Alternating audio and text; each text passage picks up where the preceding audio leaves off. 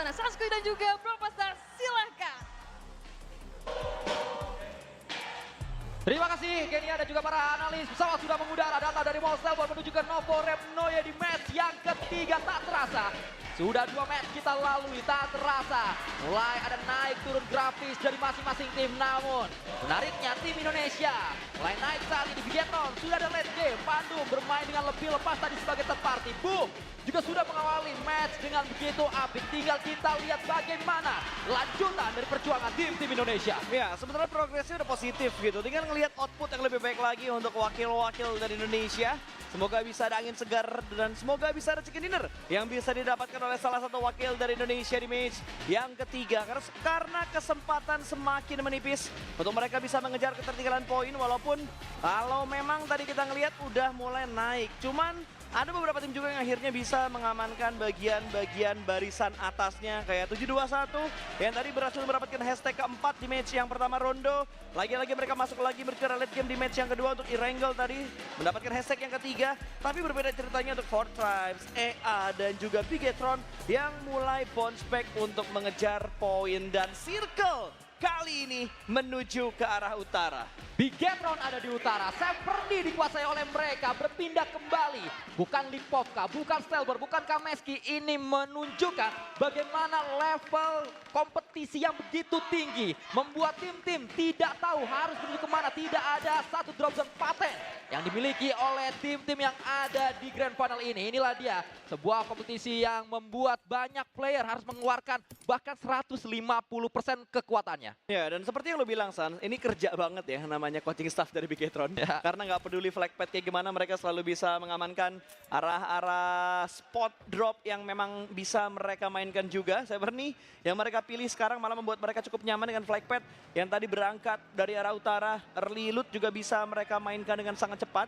Dan tinggal ngelihat nanti Bigetron akan menggunakan cara permainan seperti apa. Apakah mereka hanya objektif dan nunggu sampai ada tim yang memancing perang mereka, atau dia akan bermain lebih agresif. Statistik muncul datang dari seorang Falak dengan average elimination-nya 2, average damage-nya 289. Cukup memberikan pembuktian untuk pertanyaan yang kemarin sering muncul, Rosemary atau Falak. Ya, dan kita melihat memang sejauh ini Falak memiliki sebuah hal yang baik sekali bagi timnya. Sumbangsihnya tinggi dari dia dari segi poin, produktif menuju ke tim yang sedang coba naik ke atas. Ada 21 total poin dikuasai atau didapatkan oleh Empate sejauh ini. Tim-tim datang dari Asia Selatan ternyata cukup menggigit karena ada Wura, ada Empate yang sudah berada di top 4. Sementara SEA diwakili oleh I-Arena dengan klasemen paling tinggi, dan di bawahnya ada Bigetron di klasemen nomor 7. Tidak bergeser dari match sebelumnya, Bigetron tetap ada di 7, 13 total poin maksud saya dikumpulkan oleh mereka dan masih bisa bertambah kembali di match kali ini. Bahkan banyak insight-insight yang juga sudah diberikan oleh para netizen menyebutkan 2 match pertama tadi adalah 2 match yang begitu menghibur, 2 match yang menunjukkan kualitas dari PMGO ini sangat tinggi levelnya. Ya, tinggi banget pastinya. Dan tentunya buat teman-teman semua yang mempunyai mimpi untuk bisa bermain di panggung internasional, jangan lupa untuk daftarkan diri kalian di PMNC Fall 2026 karena sekarang pendaftaran sudah dibuka. Info lebih lanjut bisa langsung mengunjungi Instagram dari pubgmobile.esport.id ataupun dari PUBG Mobile Indonesia. Kita menuju ke area yang lain, nampaknya Latihan. coba-coba sensi. Kita tadi ngelihat seorang top menggunakan sarjem atau sarung jempol. Saya penasaran sarung jempol yang mana yang digunakan oleh top, karena ada coba-coba sensi di sana. Siapa tahu memang menggunakan sensi dari Microboy. Bisa jadi, karena kan Microboy bilang nggak cuma sensinya Microboy, ada sensinya Rosemary, ada sensinya Zuxi Luxi, yang belum tentu cocok juga sebenarnya sama orang-orang yang bermain di sana. Karena kadang beda device, itu pasti beda feel ketika mereka melakukan setup sensinya, setting sensinya. Tapi Sans, ngomongin beberapa prediksi dari para rekan-rekan caster juga, termasuk Jelly yang melakukan prediksi untuk yang menjadi juara itu atau top 3-nya ada Ulf, Bigetron, Aurora. Kita masih belum melihat nama-nama ini masuk di barisan top 3. Bahkan salah satu caster dari Aladdin ya, yang memprediksi Four Tribes yang ternyata juga masih belum masuk berjuara top 3. Kalau kita lihat dari prediksi-prediksinya, baru Hora tadi yang udah berhasil masuk ke top 3, itu pun dipilih oleh Mas Adi, Maxman, dan juga Gaming Portal. Kemarin juga sempat ada yang menanyakan kepada saya, salah satu media dari Indonesia yaitu The Nerd kalau nggak salah, menanyakan kepada saya bagaimana prediksi saya terkait PMGO kali ini Grand Final siapa yang bisa jadi juara? Jawaban saya persis seperti apa yang dijawab oleh Cijel, nggak janjian tapi ternyata persis, yaitu ada Bigetron, lalu juga ada Aurora dan juga satu lagi Ulf. Namun saat ini Pandum ternyata mengambil Pochinki, Jobranki berhasil mengambil beberapa lutingan-lutingan segar dari mobil MBG yang ada. Yap, ini tentunya udah nggak dipantau pusat kan ya? Udah nggak dipantau pusat. Udah nggak dipantau pusat, orangnya udah pulang. Karena gue ngelihat begitu lo pengen ngebahas dan nyebut nama mobilnya, lo ngelirik dulu ke kiri tuh. Udah kosong bangkunya. Takutnya orang pusat masih di sini. Serem juga. Tapi karena sudah tidak ada, masih ada mobil MBG yang bisa diambil dan yang ambil adalah Jobranki. Hidup Jobranki! Itu dia. Tinggal ngelihat nanti board spec seperti apa yang akan dilakukan oleh Pandum. Tadi momentumnya Pandum sebenarnya menurut gue udah oke, Sans.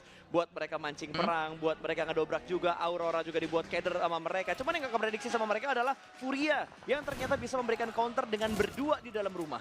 Di awal saya juga mempertanyakan kenapa PMGO Amerikas yang juara adalah Furia bukan Alpha 7, karena Alpha 7 baru saja menjadi juara dari PMGC, tapi ternyata Furia punya kekuatan yang begitu dahsyatnya dan Alpha 7 sedang shaky permainan mereka. Terbukti Alpha 7 bahkan tidak lolos dari babak group stage, mereka berada di bottom 2 di peringkat nomor 15 sama halnya seperti yang dimiliki oleh RRQ, padahal RRQ hampir saja menjadi juara PMGO SEA. Dan ini menunjukkan kembali level lobby yang begitu tinggi di PMGO Season 1 Grand Final, walaupun tidak ada region-region dari Asia Timur. Tidak ada Jepang, tidak ada Korea, tidak ada China. Tapi level lobby-nya tetaplah level lobby global. Dan pertanyaan mulai bermunculan di mana-mana.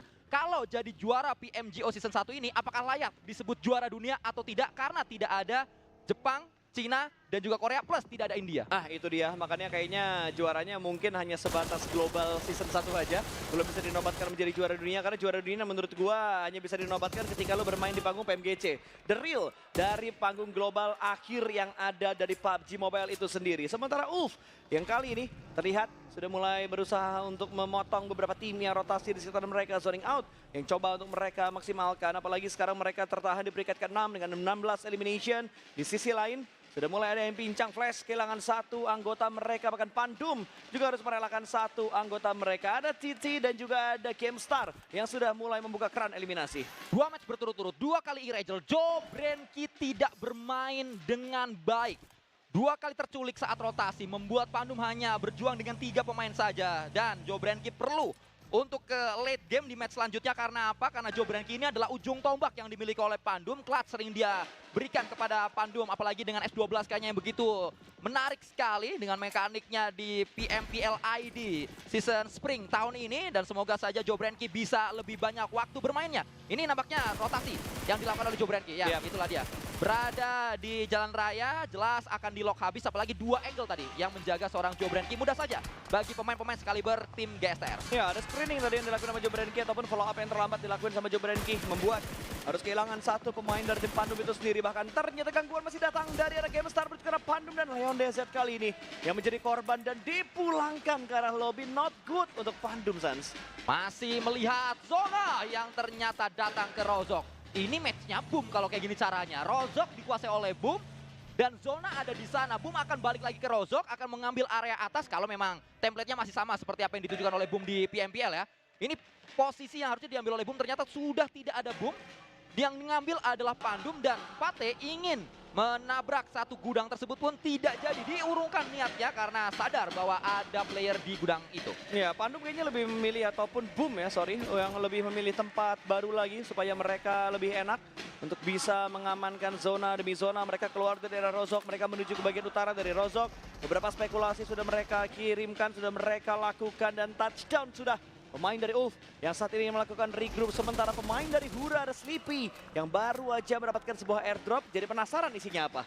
Ya, saya juga menantikan apakah nanti bisa diperlihatkan kepada kita apa isi dari airdrop tersebut. Namun kita geser ke area yang lain. GK ingin melakukan rotasi. Tim yang datang dari PMGO MENA.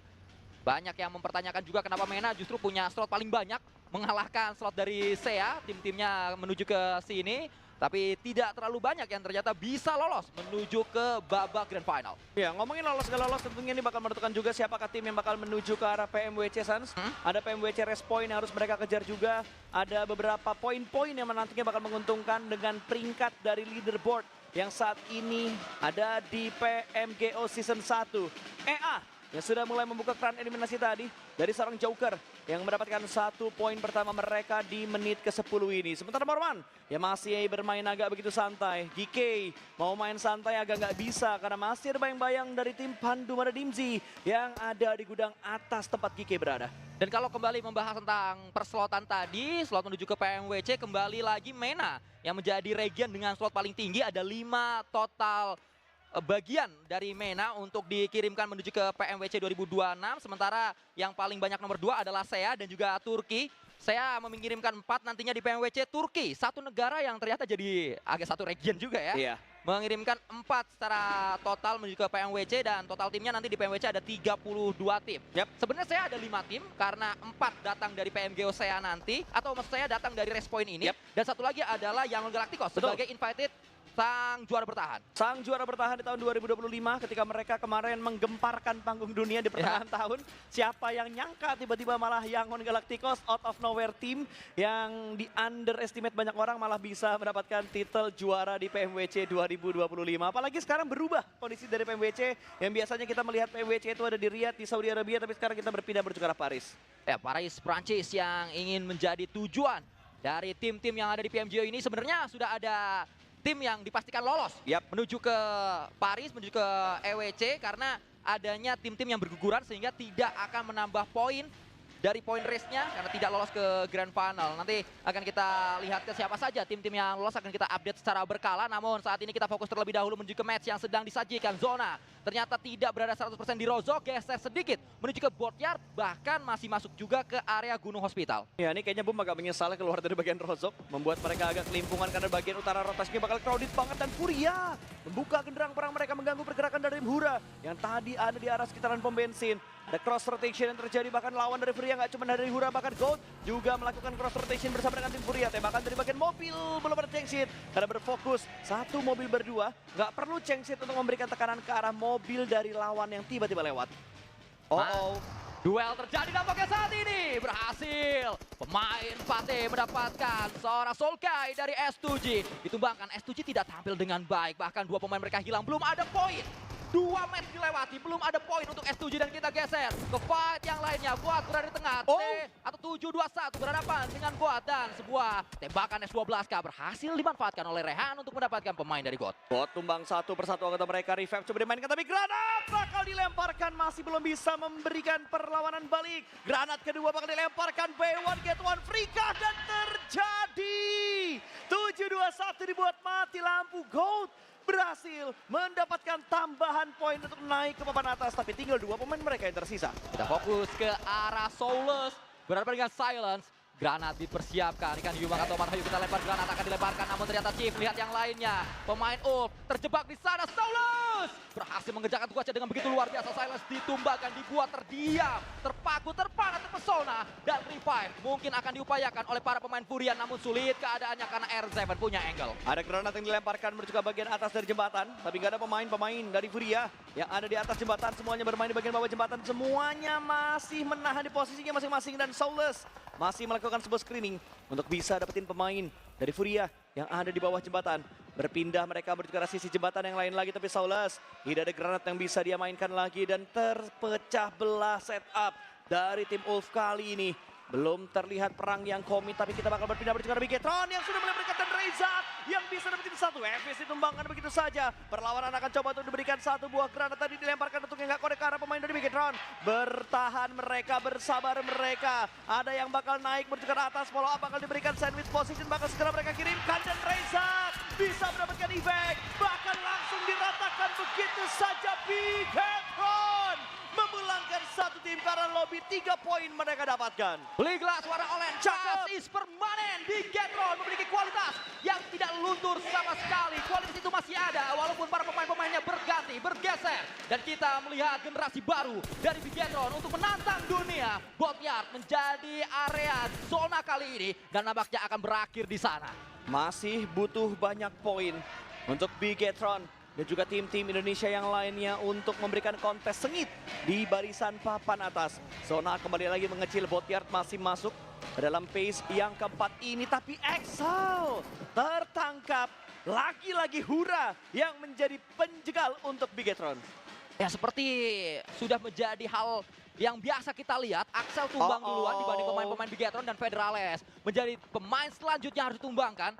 Semoga ada revive yang bisa dilakukan oleh pemain Bigetron. Pandum berhadapan dengan Boom Elberil. Okta mendapatkan pemain-pemain Pandum dan membuat Pandum menyisakan hanya satu pemain saja sejauh ini. Oh my god, Boom Esports pergerakannya agak terganggu, bertemunya sama Pandum bukan hal yang ingin gue saksikan, Sans. 2 kali Irangel, 2 kali Boom bertemu dengan tim Indonesia. Tadi dengan Bigetron, kali ini dengan Pandum. Granat spekulasi dari Yami bakal dilemparkan dan splash damage masuk tim Z. Dalam posisi yang tidak baik-baik saja. Pandum, posisimu nggak bagus, bakal coba untuk dikejar dan Chainshit yang maksimal datang dari Boom Esports membuat Pandum 0 elimination, 0 point di match yang ketiga. Dan Bigetron berada di depan mata kita. Bagaimana cara Bigetron pulang ke lobby dengan 3 poin. Tambahan 3 poin saja tanpa adanya placement point membuat Bigetron sebenarnya rugi besar di match ketiga ini karena momentum sedang mereka miliki. Oh my god, 2 wakil dari Indonesia harus pulang terlalu dini. 16 menit waktu yang bisa mereka punya untuk bertahan. Tidak lebih dari itu. Tapi the show must go on.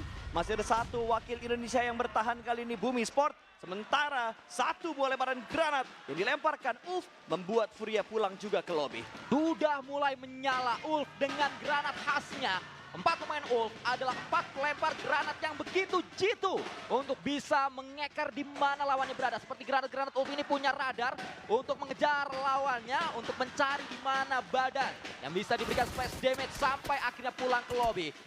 6 eliminasi dikumpulkan oleh Ulf dan sudah mulai berbahaya jika ini terus terjadi karena Ulf akan terbang tinggi walaupun match pertama tidak maksimal namun setelahnya mereka bangkit. Ya, yang terbang tinggi nggak cuma Ulf, terbang tinggi juga dari mobil dari Boom Esports yang bakal berdekat berjuara GK. Low health memang acul, gak ada follow up dari pemain Boom yang lainnya, touchdown 1. Tapi tidak bisa memberikan perlawanan, akhirnya 2 datang. 1 tretok berhasil mereka kirimkan tapi acul. Sudah nggak bisa diselamatin lagi. Granatnya bakal connect, Elberil bisa mendapatkan satu orang lagi tertahan di arah balkon. Elberil kembali lagi mundur ke arah belakang sana. Mengantisipasi pergerakan, ada yang lompat dari bagian jendela. Elberil mengganti weaponnya, reload terlebih dahulu, bersabar dia. Karena hanya tinggal Elberil yang tersisa, last man standing di depan manja datang. Kalau comment bakal terjadi, low health, belum mengganti weaponnya Elberil. Masih percaya diri dengan AKM yang ada di bagian tangannya. Tapi Elberil tercicil dengan damage yang begitu banyak, membuat dia harus mundur dan melakukan healing dengan cepat sebelum ditabrak oleh pemain-pemain dari GK. Ada granat yang akan berbicara, belum melakukan healing, pemain dari GK akan masih ada di bagian paling atas. Kali ini granat bakal dipantul, Elberil menggocek, masih bisa selamat sejauh ini dan Elberil semakin penasaran untuk bisa menuntaskan fight ini dengan cepat. Santai, kalem Elberil, biarkan pemain-pemain GK terus memberikan sebuah tekanan dengan resource yang mereka miliki. Biarkan terkuras granat-granat dari GK. Dan saat ini 1 tumbang di atas sana. Nampaknya ada third party yang bisa diberikan atau hanya low saja granat dilemparkan kembali. Healing bisa dilakukan oleh para pemain-pemain GK dan akan turun kembali. Safji masih terus mengeker dengan granat yang akan dilontarkan. Ini adalah percobaan kesekian kalinya, bahaya. Bahaya Elberil, masih selamat ternyata. Alhamdulillah Elberil masih selamat, tapi Four Tribes siap untuk menjadi third party. 2 mobil touchdown begitu aja, mobil berikutnya bakal datang juga. Elberil menahan napas, Elberil tidak menembak. Genstar dari bagian lain membuat pemain dari Four Tribes tumbang dan push yang mereka bangun jadi tidak fokus. Membuat Elberil seperti ditolong oleh semesta, seperti didukung oleh adanya third party yang datang tadi. Empate gagal mengeksekusi dengan maksimal. Empate menyisakan 2 pemain saja, GK 2 pemain saja. Harapan itu masih ada. Elberil masih berdiri kokoh, berada di posisinya. Granat dilemparkan justru GK. Fokus ke arah Empate dan ini momentum yang bisa dimanfaatkan oleh Elberil. Granat, hampir saya kira Elberil akan terkena granatnya, ternyata bergoyang kembali. Pemuda asal Sumedang ini berhasilkah mendapatkan 1 pemain dari GK setidaknya. Empate berduel di bawah, smoke sangat banyak seperti lautan awan. Berpindah kembali Elberil, keluar masuk sebuah ruangan supaya tidak ada granat yang connect ke arah pemain terakhir dari Boom Esports. Bermain sabar, melihat ke arah depan sana, tapi granat yang bakal berbahaya dilemparkan berjuara. Elberil masih bisa bertahan. Alhamdulillah masih bisa bertahan di dalam ruangan tersebut, tapi follow up granat bakal datang dan Falak menjadi malaikat pencabut nyawa untuk Boom Esports. Nakutkan. Apa yang ditujukan oleh Falak barusan?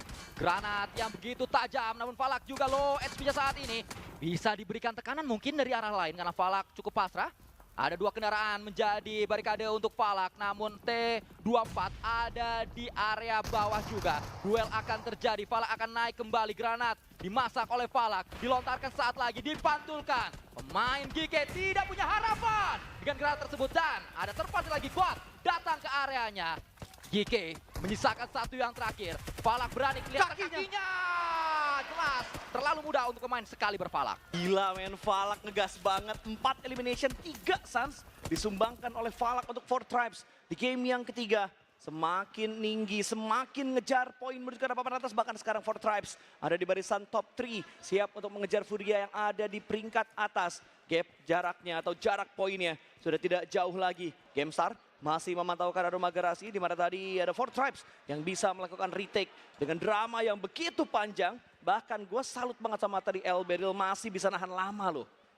Menuju ke penghujung dari match kita kali ini. Sebuah momen memang sempat dimiliki oleh Elberil, seperti yang dikatakan oleh Bro Pasta, namun apa daya, terlalu banyak yang datang. Memang patut disadari, tidak banyak kesempatan dari Elberil di momennya tadi. Kita geser ke posisi dari S2G. Menuju ke area perairan, sungai, river yang diambil oleh S2G. Wah, namun berapa susah. lama mereka akan bertahan karena ternyata satu area daratan kecil yang berada di tengah-tengah sungai lah yang masuk ke dalam zona dan tidak banyak tim yang bisa memainkan area tersebut kecuali Ulf yang memang sudah prima dengan 4 pemainnya di sana. Menurut gue selain Ulf yang enak juga dari GameStar kayaknya ya. Mereka ada di bagian bawah jembatan. Kalau misalkan mereka bisa ngontrol karena 4 Tribes, ini harusnya bakal menjadi zona selatan banget untuk GameStar itu sendiri. Tinggal menunggu perang-perang terjadi di arah atas. Karena di arah atas tinggal 2 tim yang tersisa, ada GOAT dan juga E-Arena. Yang saat ini pun jumlah mereka cukup pincang. GOAT menyisakan 2 pemain, sementara E-Arena hanya menyisakan last man standing saja. Tinggal ditunggu pecah fight mereka akan terjadi kapan. Dan GameStar sudah mulai mengirimkan beberapa screening yang ada di arah bawah jembatan. Bahkan Rolex melihat keberadaan dari arah S2G. Tunggu saja para pemain dari GOAT. Ternyata sebuah setup smoke sudah dilakukan walaupun memang tidak terlalu padat, tidak terlalu rapi setup smoke-nya, tapi cukup untuk bisa mengkelabui 2 pemain 4 Tribe yang tersisa. Falak gagal mengeksekusi yang pertama dan juga terlambat untuk menyadari yang kedua sudah lewat. Touchdown pemain-pemain dari GOAT berhasil mendapatkan momentum. Sementara Ulf, mereka masih berempat, bahkan percobaan berikutnya ternyata T24 tidak melepaskan kesempatan kedua yang dia dapatkan. Dan 1 orang terakhir dari E-Arena yang tertinggal di bagian belakang, Morman juga udah mulai terspot, bahkan Morman yang mendapatkan ikan-ikan di depan sana. 1 confirm elimination, tapi ternyata 4 Tribes menjadi malaikat pencabut nyawa di sisi blind spot dari E-Arena. Diam-diam sudah berada di peringkat nomor 2 4 Tribe. Jika memang placement poinnya nambah terus ini bukan tidak mungkin. Ada peringkat 1 yang dikudeta oleh 4 Tribe. GSTR seperti yang dicurigai oleh Bro Pasta, mereka berada di area bawah dari jembatan dan memang masih menahan di sana. Kecuali ada 1 pemain lain yang sudah geser ternyata. Granat dipersiapkan. Falak melemparkannya. Falak akan terkena splash damage jika seperti ini. Nah, S2G lah yang sudah melontarkan granat tersebut. Ini berbahaya, 2 granat dan ternyata debus dilakukan oleh Falak, masih bertahan. Hanya sedikit damage yang diterima oleh Falak, tapi swash di arah lain. Pemain dari GameStar tumbang 1, Falak bergerak, granat dilemparkan, masih belum bisa mendapatkan 1 pemain yang dekat. Dengan Falak kali ini, kembali lagi berdekatan, Falak mendapatkan momentum. S12 kali berbicara untuk menjatuhkan 1 pemain dari arah tim GameStar. Maniak langsung dipanis begitu saja. Ada airdrop loot dari tim Ulf. Ulf pun sudah mulai membuka genderang perang mereka kembali. 9 elimination sudah mereka dapatkan. Jangan anggap remeh, Ulf ini adalah hashtag 2PMGC 2025 sehingga mereka tahu betul apa yang perlu dilakukan di saat kita semua fokus kepada juaranya. Di saat kita fokus pada Alpha 7, Ulf diam-diam ada di peringkat nomor 2 dan tetap membuat Turki punya klasemen tinggi di PMGC yang lalu. Namun saat ini Turki tidak hanya tentang pemain-pemain Ulf, karena S2G juga punya 2 pemain terakhir milik mereka. GSTR juga masih ada di sana dengan 2 pemainnya. Lihat, ada Hamsik yang udah ngeliatin pemain dari GameStar. Ikan-ikan, aduh itu cebong udah mulai kelihatan, tapi belum bisa dipulangkan oleh seorang Hamsik. Belum ada tembakan pasti yang dikeluarkan oleh Hamsik. Masih bersabar dia di arah boatyard, menunggu mengecilnya circle kembali. Tapi 4 Tribes mendapatkan momentum dan T24 mendapatkan 1 Rolex tumbang begitu aja. Falak overpick, terlalu percaya diri dan Falak pun tumbang oleh Ulf. Membuat kemungkinan for drive mendapatkan WWCD kembali berkurang, bahkan sedikit lagi tertutup karena sudah tidak ada Falak di sana. T24 juga hanya bisa berenang-renang saja. Ini akan terlalu mudah bagi RN7. RN7 mengetahui di mana T24 berada dan tinggal satu peluru lagi selesai sudah. Ulflah yang kemungkinan besar akan mendapatkan winner chicken dinner karena duel sedang terjadi antara dua tim Turki. Derby Turki. Ulf berhadapan dengan S2G saat ini. Oh, di depan nggak bisa berbuat banyak. Lemparan granatnya hanya memberikan splash damage dan Saulus percaya diri untuk maju. Satu pemain dari S2G diamankan, last man standing Hamsik yang tersisa dan ada di arah boatyard. Sulit untuk melakukan sebuah kelas, apalagi dia masih belum masuk ke zona. Posisi Hamsik sudah mulai ketahuan karena dia membuka tembakan jendela. Ini akan menjadi saksi pick tipis. Itu dia Eren dan Chicken Dinner datang dari Turki kali ini. Ulflah yang mendapatkan winner chicken dinner. RN7 adalah pemain yang sebelumnya membela Ida Esport yang juga datang dari Turki dan punya pengalaman di PMWC 2025. Namun Ken, Sarpe dan juga Saulus adalah tiga